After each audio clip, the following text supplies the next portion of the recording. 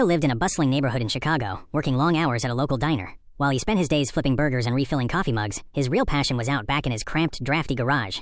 Every night after his shift, Leo worked on restoring a rusted, beat-up 1967 Mustang.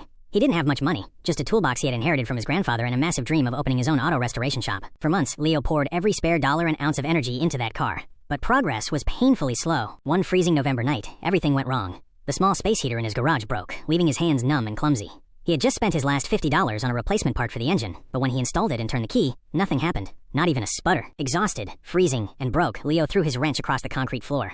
The loud clatter echoed in the quiet garage. He sank into a worn-out chair, burying his face in his grease-stained hands. "I'm done," he whispered to himself. "It's just too hard. I'm meant to be a fry cook, not a mechanic." He decided right then to sell the Mustang for scrap metal the very next morning. The next day, as Leo was taping a cardboard for sale sign to the car's windshield, his elderly neighbor, Mr. Henderson, walked by.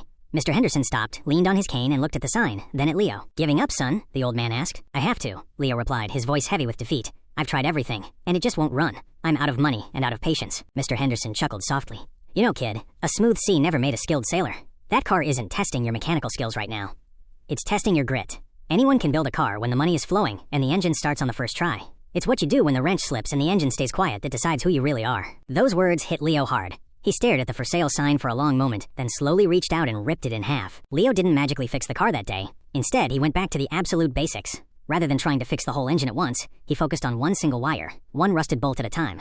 He worked a few extra weekend shifts at the diner to save up for better tools. He spent his breaks reading automotive manuals at the local library. 6 months later, on a warm spring afternoon, Leo sat in the driver's seat of the Mustang. His hands were scarred, and he was completely exhausted, but he smiled as he turned the ignition key. The engine clicked,